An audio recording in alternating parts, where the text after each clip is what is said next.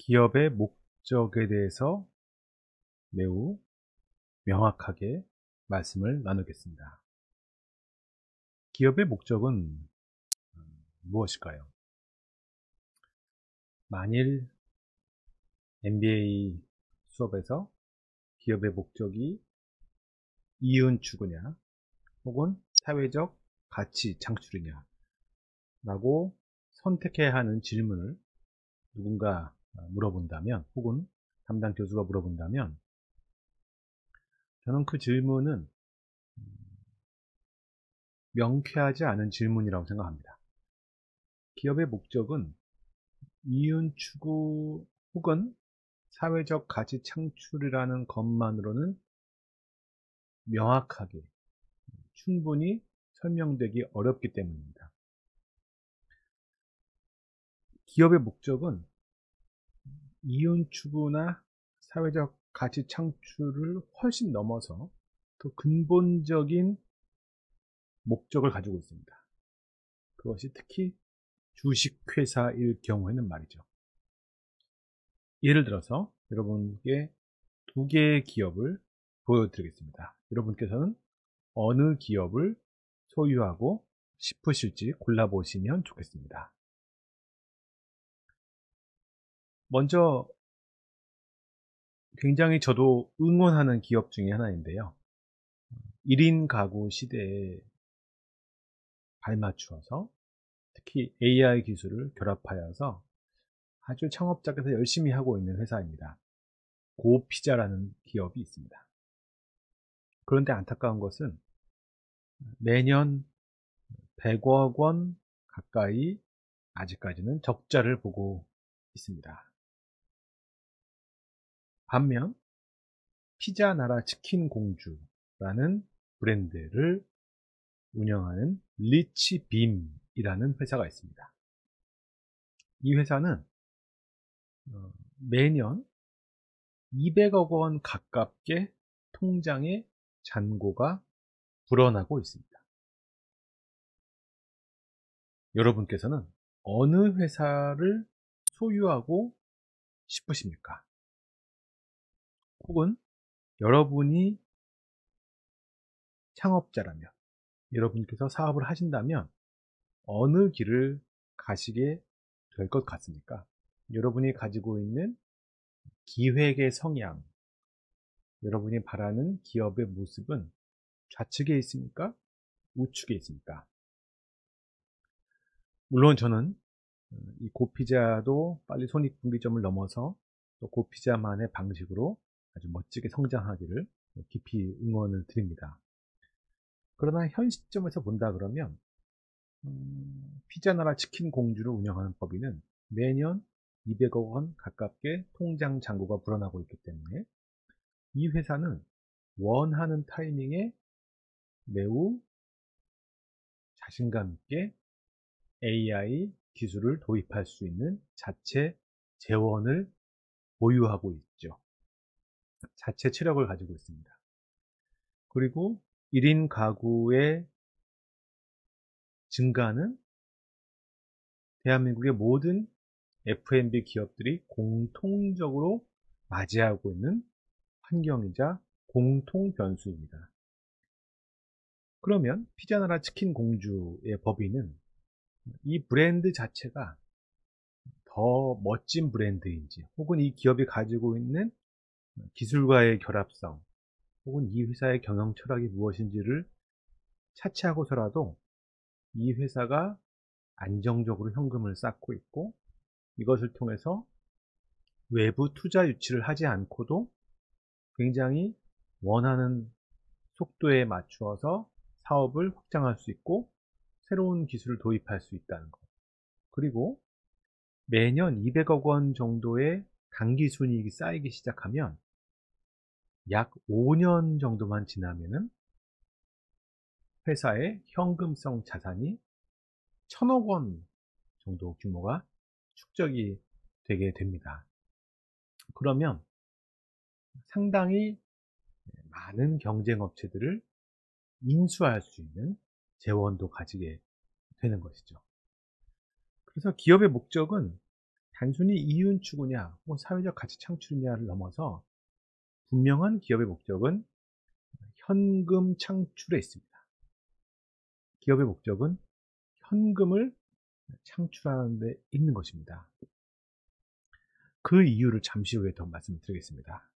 또 한번 생각해 보십시오.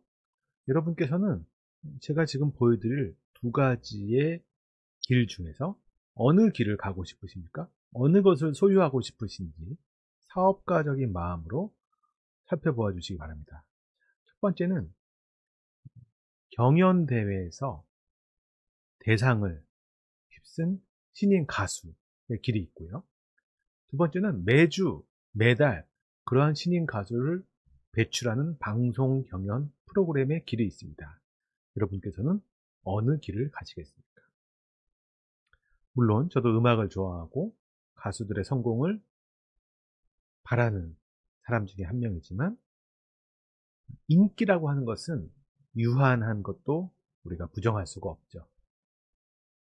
한때 인기를 얻은 유명인들은 세상을 다 가진 것 같지만 많은 예능인과 연예인과 가수들이 말합니다.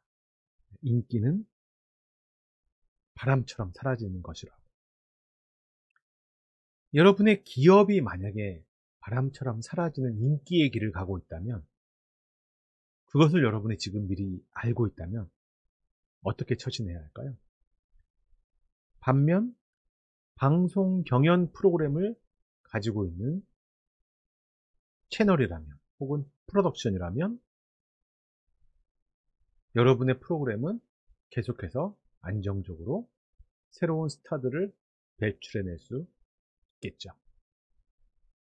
물론 극단적인 경우에는 방송 경연 프로그램 간에도 경쟁을 해야 하겠지만 이 장면에서 보여드리는 질문의 의도는 계속 기획을 많이 해야 하는 그런 길을 갈 것이냐, 기획을 하고 제품을 만들어냈지만 힘이 쌓이고 명성이 쌓이고 트래픽이 쌓이고 현금이 쌓이는 길을 갈 것이냐, 그리고 지속 가능한 길을 갈 것이냐에 대한 질문을 드리는 것입니다.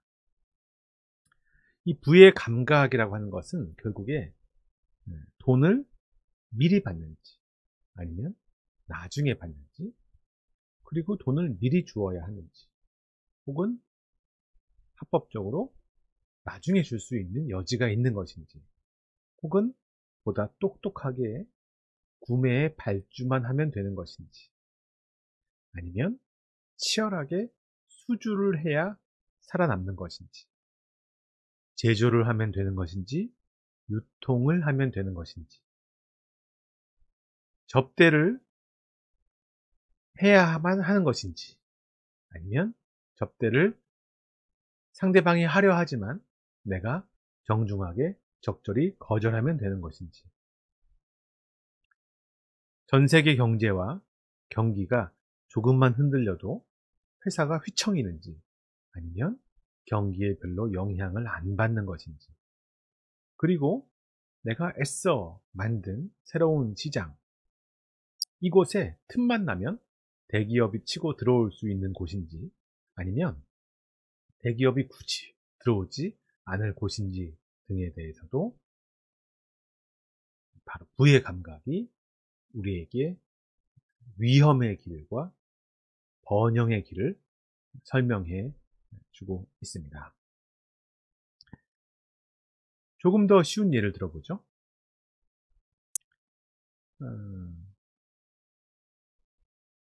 초식동물로 태어나면 밀림에서 평생 쫓겨 살아야 합니다. 밀림에서 토끼로 태어나면 본인은 비록 그 탄생을 선택하진 않았지만 한평생 풀을 뜯어 먹으면서도 육식동물의 공격을 긴장한 상태로 체크해야 하고 평생 쫓겨 살아야 되죠. 물론 초식동물은 집단 활동을 하는 방식을 통해서 자신을 보호하려 하지만 그래도 그 먹이 사슬의 존재는 부정할 수가 없습니다. 반면 사자의 새끼로 태어나면 그 어릴 때는 조금 외롭고 그럴 수 있지만 시간이 지나면 자신이 밀림의 지배자임을 알게 되고 자신이 원할 때 사냥할 수 있고 자신이 원하는 방식으로 영토를 통치할 수 있는 그런 삶을 살아가게 될 것입니다. 그런데 여기서 말씀드리고 싶은 것은 기업도 그렇다는 것이죠. 어떤 기업은 한평생 영업을 해야 하고 수주를 해야 하고 저가 경쟁을 해야 하고 위태로운 상태에서 전전긍긍하며 경영하는 길을 가야만 하는 기업들이 굉장히 많죠. 그런데 어떤 기업은 꼭 대기업이 아니라도 심지어는 을이지만 갑 같은 을의 입장을 누리는 기업도 많습니다. 이런 기업들은 조용히 활동하면서도 안정적으로 현금이 쌓이고 조용히 부동산을 매입하고 조용히 다른 기업을 인수하면서 점점 부자가 되어가는 길을 가고 있죠. 우리는 창업을 한다는 것은 자신이 하나의 법적 인격체를 설립하고 그 사업의 아이템을 선택하고 창조하는 것을 말합니다. 저를 포함한 우리가 이 세상에 태어날 때는 결정권이 없었지만 그리고 감사하게도 대한민국의 지금 시대에 태어나서 살 수 있는 것은 감사한 일이지만 이것은 우리가 결정한 일은 아니죠. 그런데 내가 만들어낸 기업이, 회사가 계속 쫓겨 살아야 한다고 하는 것보다는 내가 만든 기업이 점점 힘이 쌓이고 실리고 시장을 지배할 수 있는 길을 가도록 하는 것이 당연히 우리에게 유익하고 훨씬 더 보람 있을 뿐만 아니라 경제적으로도 창업을 하는 그 의미에 부합하다고 할 것입니다. 따라서 밀림의 예를 들었지만 기업가라면, 창업가라면, 사업가라면, 그리고 신규 사업을 기획하는 기획자, 기업의 전략 담당 임원이라면 단순히 그 단편적인 부분에 함몰되기보다는 내가 지금 가고 있는 길이 토끼의 길인지 사자의 길인지 시장을 지배할 수 있는 길인지 혹은 나는 그러한 감각을 가지고 있는지를 함께 생각해 보실 수 있으면 좋겠습니다. 그리고 본 강좌에서는 계속 토끼와 사자의 일생, 초식동물의 운명과 밀림을 지배하는 지배자의 운명에 대해서 계속 말씀을 드릴 것입니다. 제가 한때 창업해서 경영했던 이 회사도 비슷한 사례들이 많이 들어있는데요. 이 회사는 물론 많은 학생분들과 또 관계자분들께 큰 사랑을 받았던 기업입니다. 그 점에 대해서 저도 항상 감사해하고 있습니다. 그런데 이 회사가 왜 인기를 끌었을까? 특히 이 회사가 처음에 출시했던 누드 교과서라는 이름의 참고서가 큰 인기를 끌었었는데요. 어떤 분들은 그 인기의 원인이 디자인이 예뻤다. 혹은 당시에는 파격적으로 대화하듯이 친절한 설명체의 문장이 있었다. 등등의 말씀을 해주십니다. 물론 그것도 굉장히 감사한 말씀이죠. 그런데 더 깊이 들여다보면 이 회사는 그 참고서 사업을 할 때 대부분의 참고서와는 다르게 학교의 채택 영업을 하지 않는 자연 판매 기업으로서의 포지셔닝을 지키고 있었고 최대한 자연 판매 중심으로 회사가 영업 활동을 했습니다. 그 덕분에 회사의 영업이익률 자체가 경쟁사에 비해서 훨씬 높았죠. 그리고 학교의 견본 참고서 그리고 학교의 도매점을 통한 채택 영업을 하지 않고도 소비자들에게 선택받기 위해서 R&D에 많이 투자를 했고, 또 2000년, 2001년 그 당시 이야기입니다만은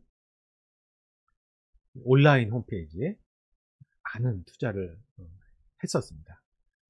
그래서 이 다른 출판사들은 보통 제조 원가 유통 마진에 더하여서 여러 가지 수수료 때문에 실제 순이익의 비율이 매우 낮았는데, 이 이사 같은 경우는 학교 채택 영업을 하지 않는 그 자연 판매 기업의 그 위치, 그 선택, 그 경로 덕분에 영업이익이 아주 많이 쌓이게 되었고, 그래서 이 회사가 온라인 강의 사업을 하려 할 때 사옥을 직접 마련해서 그 안에 스튜디오를 설치해서 매우 안정적으로 강의 콘텐츠를 생산할 수 있었던 또 이점을 늘었습니다. 그리고 이 회사가 처음부터 대형 학원들과 경쟁하기보다는 우수한 신인 강사들을 발굴해서 사내 스튜디오에서 원래 이 회사의 온라인 회원들과 함께 유기적으로 결합해서 가는 길을 갔기 때문에 훨씬 더 자본을 효율적으로 사용하면서 온라인 교육 시장에 진출할 수 있었고, 이 두 가지의 그 경로가 이 회사의 성공을 설명하는 핵심 요인이 되었습니다. 그래서 제가 말씀드리고 싶은 기업의 목적은 왜 현금 창출이라고 보는지, 왜냐하면 기업은 그 세운 목적, 그 도구의 목적이 야말로 현금을 창출해내기 위해서 만들어진 조직이기 때문에 그렇습니다. 그리고 보통 가치 투자자분들이 많이 말씀하시는 내용과 겹쳐 있고 다 있는데, 주주는 결국 현금을 창출해주는 기계를 공동으로 소유하는 것이기 때문에 그렇습니다.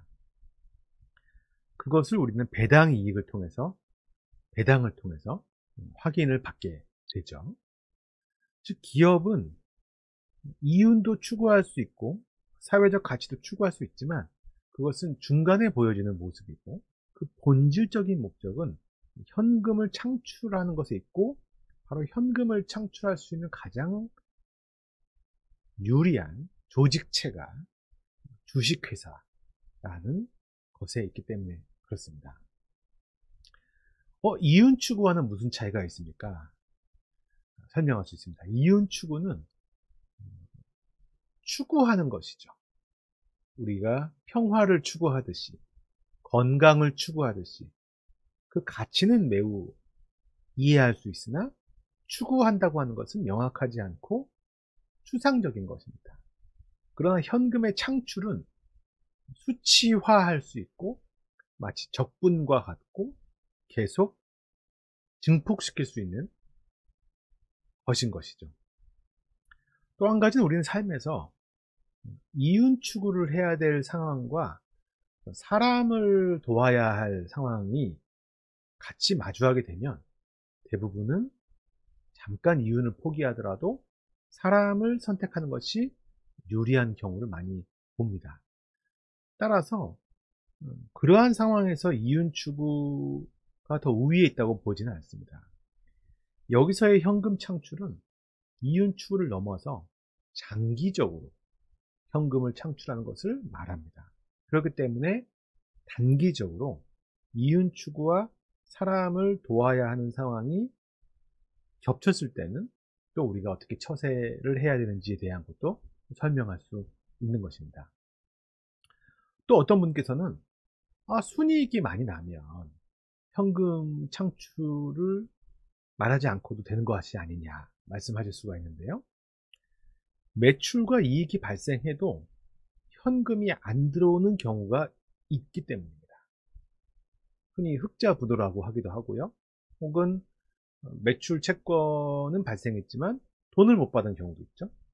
그러나 우리는 회계의 발생주의 원칙을 기반으로 하고 있기 때문에 재무제표상에서 현금이 들어오지 않아도 매출과 이익이 발생하는 경우가 있다는 것입니다. 그래서 보다 명확한 표현은 기업의 목적은 순이익 넘어서 현금 창출이라고 하는 그 명확한 단어를 우리가 머릿속에 가지고 있어야 한다는 것입니다. 또 한 가지는 매출이 없어도 현금이 창출되는 경우가 있기 때문에 순이익만으로는 전체를 완벽하게 설명할 수가 없기 때문입니다. 예컨대 골프장이나 멤버십에 대해서 회원권을 판매하는 경우가 대표적인 사례이죠. 그리고 그 기업이 앞으로 벌어들일 현금의 창출액을 미리 할인해서 가정해서 지금 상태에서 투자를 유치하는 것도 일부 현금 창출의 단계로 볼 수 있기 때문에 그렇습니다. 특히 법인이 앞으로 벌어들일 미래의 현금 창출액을 할인해서 지금 투자를 받으면 그 돈이 법인 통장으로 들어오기 때문에 결국 시간이 지나서 그 회사가 미래에 벌어들일 현금이 그 미래의 법인 통장에 쌓이는 것과 마찬가지인 것이죠. 그래서 회사의 극초기 단계에는 매출이 없어도 창업자의 야심과 또 승산이 있는 사업 계획을 바탕으로 지금 시점에서 현금을 창출할 수 있다. 저는 그래서 투자 유치도 기업의 현금 창출의 부분으로 바라봅니다. 또 한 가지는 연구 개발을 많이 하신 분께서 본인이 가지고 계신 특허라든가 혹은 특정한 어떤 자산, 기술을 담보로 대출을 받으시는 경우도 있죠. 저는 그래서 이 현금 창출이라는 단어를 우리가 명확히 생각해야 되는 이유가 순이익만으로는 설명하기에 부족하고 다양한 방식으로 현금을 창출하는 기법들이 나와 있기 때문에 기업의 목적은 현금을 창출하는 것이다. 기업을 하시다 보면 여러 가지 애매하고 선택하기 어려운 갈등의 순간이 많이 올 텐데 그 순간에 이런 명확한 목적을 가지고 있으면 여러분의 선택이 훨씬 더 안전하게 그리고 그 어려운 창업을 했던 사업을 시작했던 그 순간에 돌아와서 여러분께 부합하는 결정을 하시는데 도움이 되실 것입니다. 이렇게까지 강조드리는 이유는 첫 번째 개념을 명확하게 하면 나머지 연결된 개념들도 명확히 설명할 수 있기 때문에 그렇습니다. 대표적으로 이 전략이라는 단어인데요.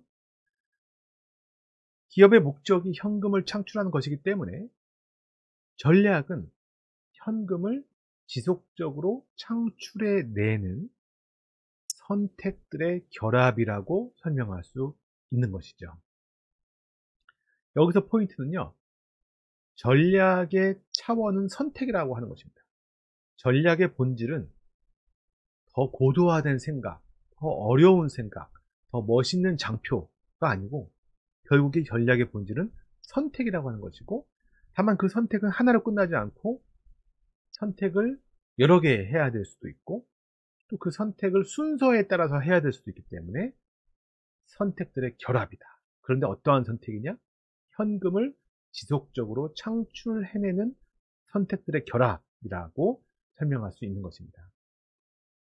전략의 개념이 현금을 지속적으로 창출해내는 선택들의 결합이라면 전략적이라는 단어도 설명할 수 있죠. 우리가 회의 시간에 또 보고 문서에 많이 쓰잖아요.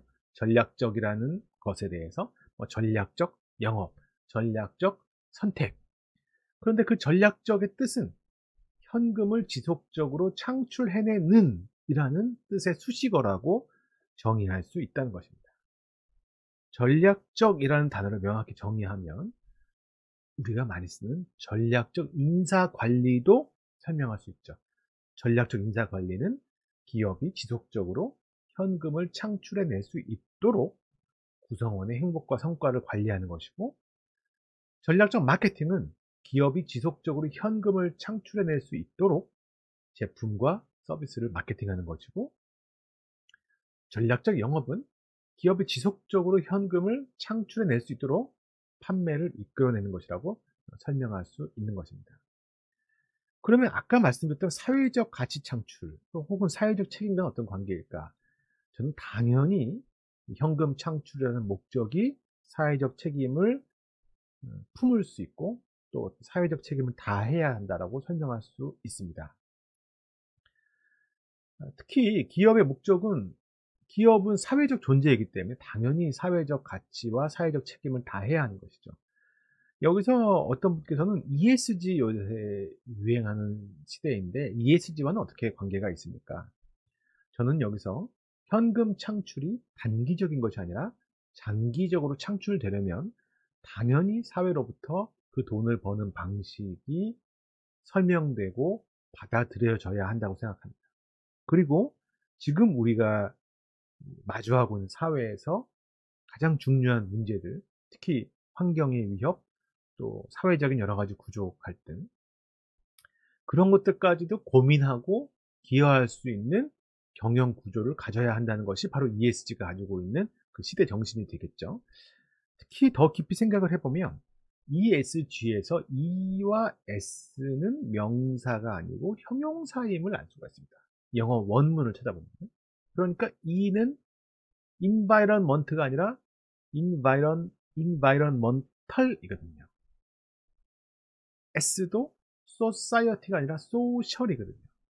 결국 ESG의 아주 정확한 해석은 환경에도 충분히 기여하고 또 환경의 발전에 도움이 되는 행위를 하면서, 그리고 S, 사회적인 가치도 충분히 고려하면서 사업을 하는 G, 가버넌스, 경영 구조라는 뜻이거든요. 우리가 현명한 지도자, 건강한 몸, 이런 식으로 수식어와 그 목적어가 있으면 핵심은 꾸밈을 받는 그 단어겠죠. 꾸미는 그 수식어가 아니라 수식어가 꾸미는 그 대상, 그것이 본질이겠죠. 따라서 여기서 가버넌스가 사회에서 지지받을 것이냐, 당연히 지지받을 수 있으려면 사회적 책임을 다해야 되고 ESG를 당연히 받아들여야 한다는 것으로 설명할 수 있고, 그래야 장기적으로 현금을 창출할 수 있다고 말할 수 있는 것입니다. 따라서 지금까지 기업의 목적이 무엇이냐? 기업의 목적은 현금 창출에 있다. 그렇게 현금 창출을 하기 위한 가장 효율적인 도구로서 기업이라는 제도가 만들어졌다. 그리고 현금을 지속적으로 창출하려면 당연히 건전한 재무 구조를 가지고 있어야 되고, 이윤을 추구한다는 애매한 것보다는 수치화할 수 있는 명확한 측정, 그리고 지속되는 현금의 창출되는 구조를 가지고 있어야 되고, 그리고 그 현금을 창출하는 방식마저도 사회로부터 인정받고 설명될 수 있어야 한다. 그래야 장기적으로 현금을 창출할 수 있다.